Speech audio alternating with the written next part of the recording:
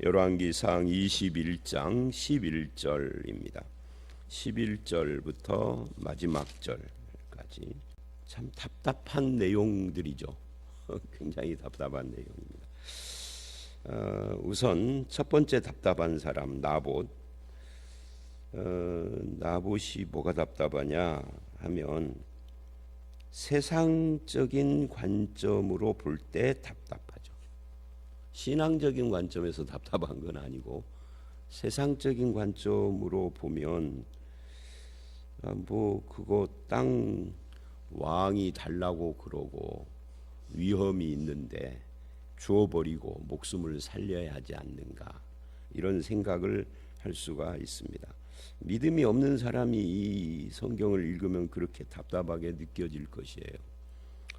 그러나 하나님의 관점이나 신앙의 관점, 또 믿는 자들의 관점으로 이 말씀을 읽으면 조금 달라지죠. 이 사람은 답답한 사람이 아니라 신앙의 지조를 지킨 사람이고, 어제도 말씀의 결론이었던 것처럼 이 하나님을 다 떠난 시대, 엘리야가 오죽 하면 나 말고는 하나님을 믿는 사람이 없습니다, 나뿐입니다 라고 했을 정도로 온 천지가 하나님을 떠나서 바알 신을 섬기고 하던 그런 시대, 비록 7,000명을 남겨놓았다고 하나님이 말하지만 생각해 보면 이스라엘 전체 인구가 출애굽을 할 때 200에서 300만 그랬으니까 그 뒤로 세월이 흘러서 좀 더 증가했다고 치고 하여튼 최하 300만, 그 중에 이 12분의 10이 북왕국이잖아요.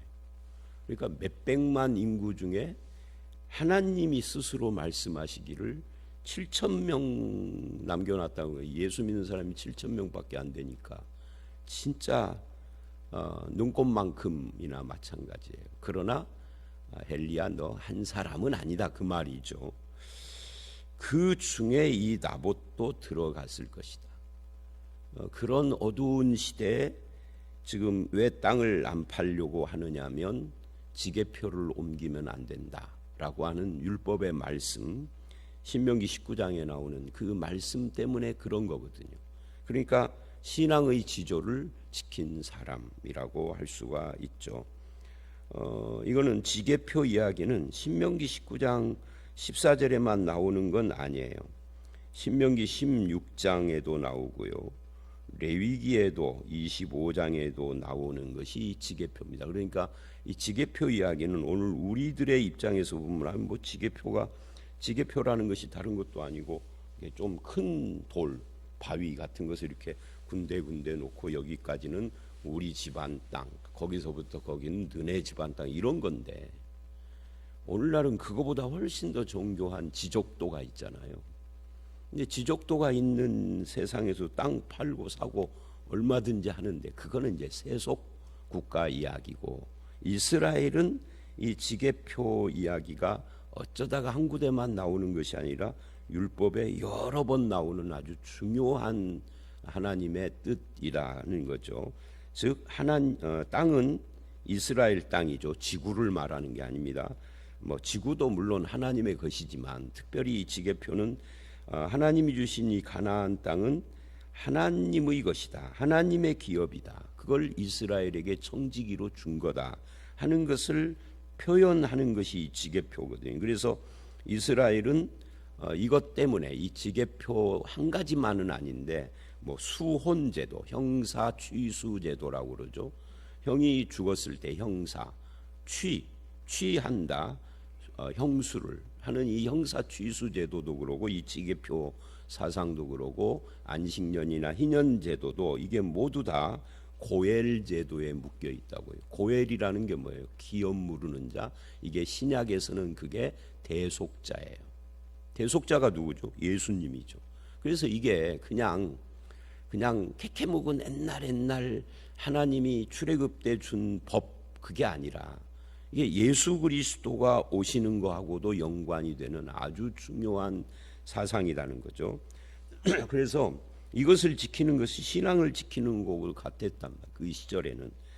그래서 세상이 보기에는 좀 답답하고 융통성이었고 뭐 예수 믿는 것들은 앞뒤가 꽉 막혔다 이런 말을 혹시 듣는다 해도 그래도 그것이 하나님의 말씀이라면 지키고 가는 것이 신앙이다.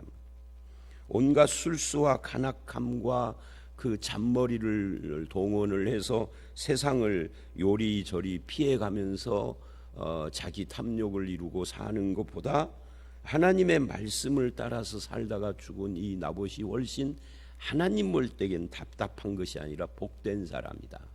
육신은 죽었어도 그러니까 아합은 멀쩡히 살아서 그 포도원을 차지했지만 결국은 영원한 멸망에 처하는 거잖아요. 나봇은 일찍 죽었지만 세상에서 성공을 하지 못한 사람일 수도 있지만 그러나 하나님 나라에서는 영원히 하나님 앞에 사는 거라고. 그래서 오늘날도 필요한 것이 이렇게 아합처럼 하나님의 말씀을 지키는 사람이라고 할 수가 있습니다. 세상이 보는 관점은 어떨지라도 자 이것이 어제 말씀 1절서부터 10절까지의 말씀인데 오늘 말씀 11절서부터 16절은 어제 말씀대로 됐다. 그래서 뭐 새로운 이야기가 하나도 없어요. 그냥 그래서 결론적으로 나봇이 돌에 맞아 죽었다. 그리고 돌에 맞아 죽었기 때문에 그 나봇의 포도원을 차지하라고 이세벨이 지 남편 아합에게 말하는 것으로 일단 첫 번째 문단이 끝나요. 16절. 이것은 어제 말씀과 중복되는 내용이라 이 아합이 세상적으로는 답답하나 신앙적으로는 아니다 하는 것으로 16절까지의 이야기를 끝낼 수 있고요. 물론 이제 여기에서 이세벨의 사악함 같은 것이 나옵니다만은 그거는 이제 나중에 이세벨의 심판에 대한 이야기가 23절 이하에 나오니까 그때 또 보기로 하고 이제 17절서부터 24절 26절까지가 두 번째 문단이에요. 여기는 하나님께서 엘리야를 보내서 아합을 책망하는 내용입니다. 여태까지 20장에서는 무명의 한 선지자가 등장을 했는데 이제 이 17절서부터는 무명이 아닌 이미 이름이 알려진 디셉 사람 엘리야라고 선지자의 이름이 분명히 나오죠. 당시에는 엘리야는 유명한 선지자였겠죠. 그런데 20장에 나오는 그 선지자들은 무명, 성경에서 이름도 기록을 하지 않는 그런 사람이에요. 그래서 이게 오늘 말씀의 핵심은 아니지만 그냥 이런 질문을 해볼 수 있죠. 이 유명한 디셉 사람 엘리야, 오늘날로 말하면 몇천 명 모이는 교회 담임, 뭐 서울 쪽에서는 몇천 명 정도는 명함도 못 내미니까 10,000명, 뭐 50,000명, 100,000명 뭐 이렇게 모이는 교회의 담임이라면 앞에 20장의 그 무명의 선지자들은 뭐 시골에서 한 20명, 뭐 전주에서 기껏 해봐야 한 7, 80명 모이는 교회의 담임 목사일 수도 있다. 그래서 누가 무슨 아무개 목사를 아시나요? 그러면 그분이 누군데요? 어디 계시나요? 이렇게. 근데 아무개 목사를 아시나? 그분을 모르면 간첩이죠. 둘은 하나님 앞에서 어떨까요? 하나님 앞에서는 똑같아요. 하나님 앞에서는 세상에서는 무명과 유명으로 갈리겠죠. 근데 하나님 앞에서는 똑같은 하나님의 종이다. 그래서 이거를 잘 보여주는 것이 우리가 너무너무 잘하는 그 달란트 비유죠. 2달란트와 5달란트. 우리는 2과 5이니까 아무것도 아니게 생각하지만 이게 달란트가 돈이거든요. 이 돈으로 환산하면 2달란트도 작은 돈은 아니지만 5달란트하고는 비교가 안 될 정도로 액수 차이가 나요. 그러나 하나님은 그들을 칭찬할 때 똑같은 말로 아주 문구 하나도 안 틀리게 똑같이 칭찬하죠. 뭐라고 하죠? 잘했다, 충성된 종아, 네가 작은 일에 충성해. 그러니까 그 2달란트든 5달란트든 어차피 하나님 보시기에는 작은 거예요. 중요한 것은 충성했다는 거죠. 작은 거든 큰 거든 충성이 중요한 핵심이에요. 하여튼 그런 엘리야가 지금 등장을 했습니다. 그리고 그 엘리야에게 이렇게 말을 했습니다. 18절, 너는 일어나 내려가서 사마리아에 있는 이스라엘의 아합 왕을 만나라. 그가 나봇의 포도원을 차지하러 그리로 내려갔나니. 자, 이걸 보면 우리가 며칠 전에도 하나님은 사람들이 하는 말을 들으신다 하는 것을 본문에서 봤었는데, 여기서는 하나님은 사람들의 말을 들으실 뿐만 아니라 사람들의 행동을 다 보고 계신다 하는 것을 알 수가 있습니다. 지금 아합이 내려갔다, 나봇의 포도원을 차지하려고 하나님이 다 보고 계시는 거예요. 우리가 하나님을 멀리 저 우주 너머 어디, 여러분 우주 너머에 있는 어마어마하게 태양보다 수십 배 큰 별도 우리 눈에는 안 보이잖아요. 허블 망원경이나 요즘은 허블보다 더 잘 보이는 제임스 웹인가 무슨 그런 망원경이 있다고 하는데, 그걸로 봐도 잘 안 보여요. 그냥 점으로 보이는 거죠. 근데 그 너머에 하나님이 우리를 어떻게 보시래요? 그러니까 두 가지 오해가 있죠. 하나님은 우주 너머에 있다는 착각. 하나님은 우주 너머에 계시지 않습니다. 우주 너머에 천국이 있다, 성경은 그렇게 말하지 않아요. 하늘에 계신다 그러는데 그 하늘이 우주 너머가 아니에요. 성경은 한 번도 우주 너머라는 말을 하지는 않습니다. 하나님은 하나님 보좌에 앉아 계시죠. 그 하나님 보좌가 어디냐 할 때 우리 눈에 안 보여요. 영적인 세계이기 때문에 바로 옆에도 하나님 보좌일 수도 있어요. 꼭 우주 너머가 아닌 거예요. 그리고 한편 하나님은 우리와 함께 계시죠. 그래서 하나님을 너무 우주 너머에 어디에 있는 까마득한 곳에 있는 하얀 수염을 기른 무슨 신성 같은 분으로 착각하면 안 돼요. 하나님은 나이도 잡수시지 않아요. 영원이기 때문에. 이 영원이라는 것과 우리와 함께 계신다는 것을 우리는 자주 잊어버립니다. 그래서 멀리 계시는 것처럼, 근데 하나님은 우리의 말을 들으시고 우리의 모든 행동을 다 보신다. 그럼 어떻게 해야 되겠어요? 하나님 앞에서 조심해야죠. 그 하나님 앞에서 조심하는 것을 우리는 뭐라고 표현을 해요? 코람데오, 하나님 앞에 신전의식, 그걸 경외한다, 그렇게 말을 하는 겁니다. 하나님이 나를 알고 계시고 보고 계시고 듣고 계시고, 그래서 그분을 우리가 믿는 거예요. 근데 안 믿는 사람들이 하는 것도 다 보고 계시는 거예요. 믿는 사람만 보고 계시는 게 아니라.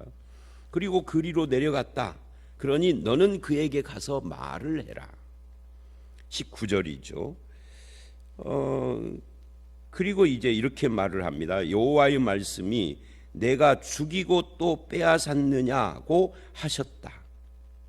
나봇을 죽이고 뺏었다는 거죠. 그걸 다 보고 계셨다는 거예요. 이것도 좀 이해가 안 돼요. 또 그에게 이르기를 여호와의 말씀이 개들이 나봇의 피를 핥은 곳에서, 이 처참하게 죽은 거예요. 개들이 내 피 곧 내 몸의 피도 핥으리라 하였다 하라. 자, 이게 왜 이해가 안 되느냐면, 자, 죽은 나봇의 입장에서 보면 이해가 진짜 안 되는 것이, 아니 그럼 하나님은 다 듣고 보고 계셨는데 나봇이 죽고 뺏길 때에도 보고만 계신 거잖아. 침묵하시고. 그때 말씀하려면 나봇을 죽이기 전에 아합에게 말을 하시지. 아니 보고만 계실 것이 아니라 전지전능하신데 그러면은 나봇이 죽지 않도록 막아주시지. 이게 여기만 그러는 게 아니에요. 사도행전을 보면 야고보가 감옥에 갇혔다가 헤롯에 의하여서 죽을 때도 하나님은 천사를 안 보내셨어. 근데 베드로가 갇혔을 때는 천사를 보내서 꺼내주셨어. 아니 베드로만 사랑하셨는가? 우리는 그래서 이런 부분에서 하나님의 역사를 나에게 유리한, 나에게 좋은 쪽으로 일하실 때만 하나님의 역사요, 그렇지 않을 때는 하나님이 안 계시거나 계셔도 하나님이 나를 사랑하지 않는가라고, 그건 인간이니까 당연히 그런 생각을 하지만 성경은 한두 군데가 아니라 성경 66권 전체가 하나님은 이렇게 일할 수도 있고 저렇게 일할 수도 있는데 각 사람에 대한 뜻이 다르다. 그래서 베드로가 예수님께 물었잖아요. 네가 나중에 죽을 것이다, 이렇게 죽을 것이다 라고 요한복음 21장이 그러니까 쟤는요 하고 요한은요 하고 물어요. 그 요한에 대해서 내가 어떻게 하든지 네가 무슨 상관이냐, 예수님이 그러잖아요. 그러니까 요한에 대한 하나님의 뜻과 베드로에 대한 하나님의 뜻이 다른 거예요. 꼭 좋은 일만 일어나야 하나님의 뜻이라고 말할 수 없어요.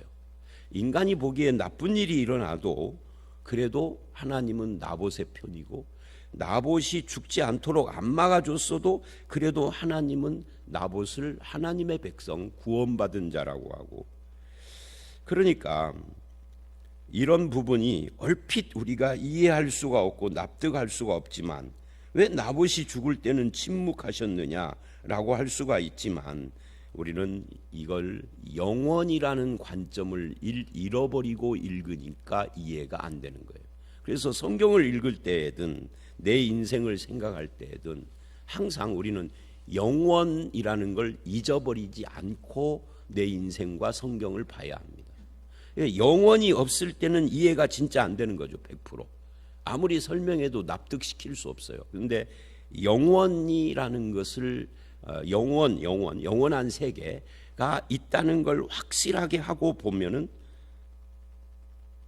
이 땅에서 오래 사는 것만이 꼭 축복은 아닌 거예요. 어쨌든 우리는 왜 하나님은 이때 침묵하시는가를 다 알 수는 없습니다. 다만 우리는 아합을 심판하신다, 나봇은 하나님 앞에 영원히 있을 것이다 하는 것만은 분명한 거죠. 그래서 이제 아합이 엘리야에게 대답을 합니다. 내 대적자여, 네가 나를 찾았느냐? 대답하되 내가 찾았노라. 내가 내 자신을 팔아 여호와 보시기에 악을 행하였으므로. 그래요. 아합이 내 대적자여. 아합의 입장에서는 엘리야가 나에게 좋은 말을 안 하니까 원수인 거죠. 근데 이것은 오늘 우리들도 마찬가지죠. 나에게 좋은 말을 하는 사람은 친구고 나에게 나쁜 말을 하는 사람은 원수인데, 엘리야의 입장에서는 좋은 말을 할 수가 없어요. 왜요? 하나님의 뜻이니까. 하나님께서 이렇게 말하라라고 하니까 그렇게 하는 것뿐이죠. 그러니까 엘리야는 억울한 거예요. 내가 뭐 왕의 원수가 되고 싶어서 원수가 된 게 아니에요. 하나님 앞에 왕이 악행을 하고 하나님은 그것을 가서 말하라 하니까 원수처럼 된 거지. 개인적으로는 감정이 없어요. 그러면 엘리야만 그러느냐? 아니죠. 오늘 우리도 마찬가지. 특히 이 말씀을 전하는 목사도 마찬가지죠. 어떤 좋은 말을 해서 사람을 기분 좋게 만드는 경우도 있지만, 어떤 경우에는 개인적으로 어떤 사람은 기분이 나쁠 수도 있으나, 그것이 나하고 뭐 개인적인 문제가 아니라 그게 하나님의 뜻을 선포했을 때 기분 나쁜 사람은 그 문제를 회개해야 하는 문제인 거죠. 근데 엘리야는 하나님의 말씀을 듣고 네가 내 원수다, 내 대적자다 이렇게 나온 거예요. 그러니까 나쁜 놈인 거죠.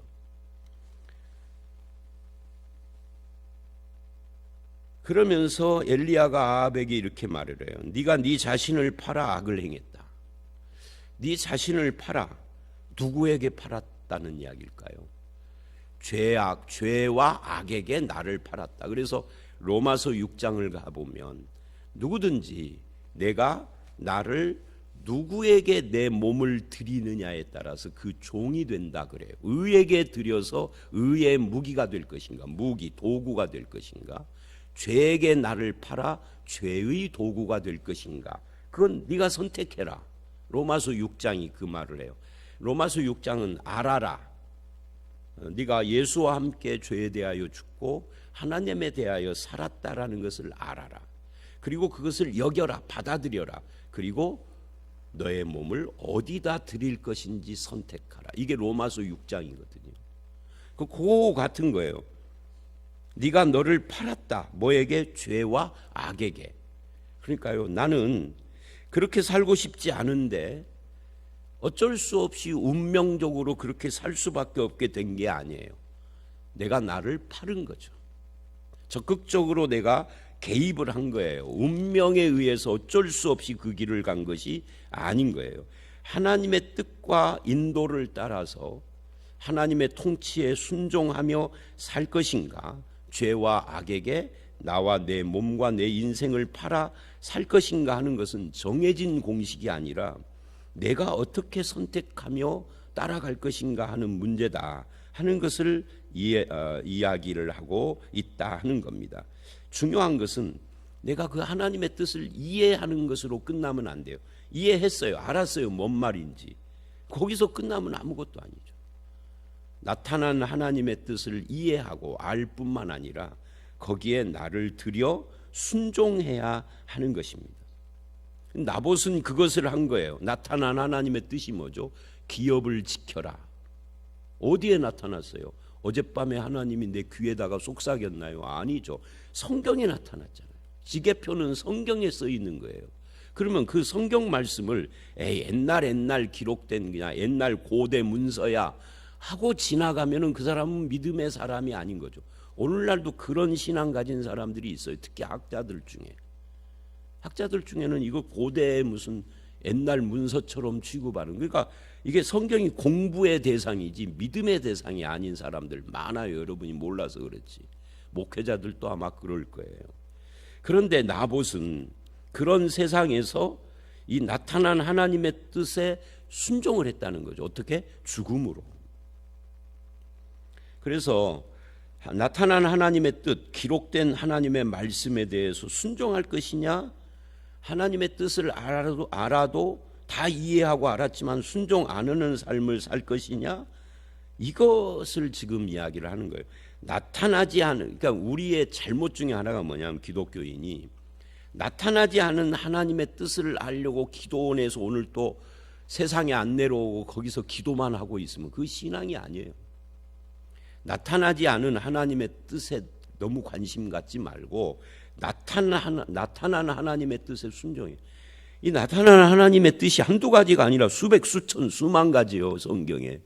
그거 순종하는 것이 신앙입니다. 근데 여기에 안 나타난 신비한 하나님의, 아마 내가 모르는 그 뜻 안다고 오늘 또 그냥 기도원에 처박혀 있어. 그건 신앙이 아닌 겁니다. 그래서 이 부분을 신명기에 보면은 이 나타난 하나님의 뜻에 순종하고 나머지는 맡겨라 이렇게 이야기를 하거든요. 하나님께 맡기는 거 안 나타난 것은. 자, 그런 이야기를 해요. 25절서부터 26절은 이걸 나레이터의 해설, 설명이라고 부르는 겁니다. 예로부터 하고 이제 설명을 하는 거예요. 아합과 같이 그 자신을 팔아 여호와 앞에서 악을 행한 자가 없음은 그를 그 안에 이세벨이 충동하였습니다. 자기를 팔아, 악에게 팔아, 죄에게 팔아먹은 아합 같은 자가 이런 놈이 옛적에 없었다. 지금까지. 그런데 왜 아합은 그 길을 갔느냐? 그건 결국 이세벨이 충동하였기 때문이다. 그러니까 자기 자신이 자기를 팔아먹은 것이 큰 문제인데 그것은 아내의 충동이다. 그래서 우리는 이걸 핑계대면 안 돼요. 내가 이렇게 산 것은 하나님의 탓이다, 환경 탓이다, 사탄 때문이다. 특히 한국 사람들은 사탄 때문이라는 말을 너무 많이 해요. 사탄 때문이 아니에요. 여러분, 사탄 때문이라고 한번 생각을 해보십시오. 사탄 때문에 내가 그 길을 갔어. 그럼 내가 심판받아야 되나요? 사탄이 심판받아야 되나요? 나는 심판받을 수 없습니다. 사탄 때문이라면. 사탄이 심판받아요. 우리는 너무 사탄 귀신 이야기를 너무 많이 해. 그 핑계인 거죠. 근데 하나님은 내가 아무리 귀신 때문이다, 사탄 때문이라를 수백 번을 외쳐도 하나님은 네가 너 자신을 죄에게 팔아먹은 거다 그래요. 내 아내 이세벨 탓입니다. 그래도 이세벨이 충동했어도 내가 나를 그것이 문제인 거죠. 여러분, 다윗의 아내 미갈이 다윗을 얼마나 충동을 했습니까? 하나님 앞에 예배하는 것을 비난하면서. 근데 다윗은 안 흔들리잖아요. 그러니까 결국은 자기 탓입니다. 하나님 탓, 세상 탓, 환경 탓, 인간 탓, 특히 귀신 사탄 탓 절대 하면 안 됩니다. 자기가 스스로를 팔아먹은 거다. 죄에게, 악에게. 그 이야기를 해요. 근데 이제 그렇게 팔아먹는데 아내의 충동이 한 역할을 했다는 거죠. 돕는 배필로서 부부는 서로에게 선과 믿음과 사랑을 돕는 배필이 돼야지 악을 돕는 배필이 돼서는 안 된다 하는 이야기예요. 27절로 29절은 세 번째 문단입니다. 그래서 이제 결말인 거죠. 아합이 그 말을 듣고 옷을 찢으며 굵은 배로 몸을 동이고 금식하고 굵은 배에 누우며 또 풀이 죽어 다니니. 이 아합의 특징을 이렇게 보면 어제도 그제도 아합은 근심하고 답답해했다는 말씀이 두 번이나 나왔잖아요.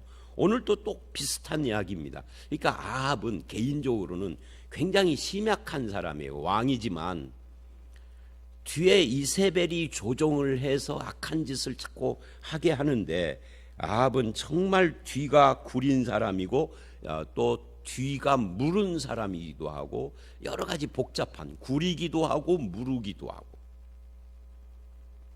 근데 더 놀라운 것은 하나님이죠. 아합의 이런 모습, 근심하고 답답하다가도 악을 행하고, 근심하고 답답해서 나봇을 죽이고, 또 다시 근심하며 옷을 찢고 굵은 배로 금식하고, 이러면 누가 보기에도 아합의 이런 행동은 가짜다, 저거 가식이다, 외식이다, 저 일시적이다, 저래 놓고 또 악을 또 행할 거야. 그래서 나 같은 이 노재석이 같은 사람이 하나님이라면 절대 용서를 못할 것 같아요. 뻔하잖아요. 지금 몇 번째야. 그래서 세상 사람들이 기독교를, 아니 너희들은 죄 짓고 가서 기도하고 회개만 하면 장땡이냐라고 하는데, 우리는 그런 말을 대답을 못하죠. 왜? 이게 좀 아닌 것 같잖아요. 죄 짓고 회개만 하면 다냐. 그래서 그런 걸 비난하는 영화도 나오잖아요. 근데 성경으로 돌아와서 보면 놀라운 것은, 인간들은 그게 이해가 안 되지만 하나님은, 전능하신 하나님은 얼마든지 회개하면 다 받아주셔. 다만 아합의 이런 모습 때문에 영적으로 우리 신약에서 말하는 그 구원, 영원 구원 받았느냐 하고 물으면 그건 아니에요. 그러나 일시적으로, 세상적으로 이 아합의 심판을 보류해 주는 거죠. 그러니까 하나님이 참 놀라운 겁니다. 인간 같으면 용서를 못할 죄인을 용서해 주시고, 아합의 회개가 참 회개 같지가 않은데도 하나님은 그냥 그것에 속아 주시고, 하나님이 굉장히 넓은 마음을 가지고 있다. 우리 같으면 왜 이런 놈을 심판하지 않고, 저도 목회를 하다가 자주는 아니지만 가끔 성도들이, 목사님 왜 이런 사람들이 있어요. 처리를 하세요, 뭐 이런 식으로. 근데 사람 따라서 목회하면은 목회를 했겠습니까? 이미 다 거덜났지. 하나님의 마음은 우리와 다르다. 우리는 이해가 안 돼도 다르다. 그래서 어땠어요? 아합만 용서하는 것이 아니라 그래서 나도 용서받았잖아. 내가 아합보다 더 선한 사람이라고 누가 그래요?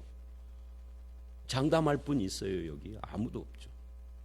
하나님은 아합을 이렇게 용서하셨는데 우리는 아합처럼 용서받은 게 아니라 아합보다 더 큰 용서를 받은 것이, 우리는 영혼 구원까지 받았어. 아합은 영혼 구원까지 받은 건 아니거든요. 그래서 29절, 아합이 내 앞에 겸비함을 보고 심판을 하되 아합 시대에는 않겠다, 네 아들 시대에 하겠다 하고 보류를 해줘요. 이세벨은, 아합이 죽은 뒤에 이세벨은, 양녀 이세벨은 실제로 개에게 그 몸이 이렇게 죽고 개가 와서 먹어버립니다.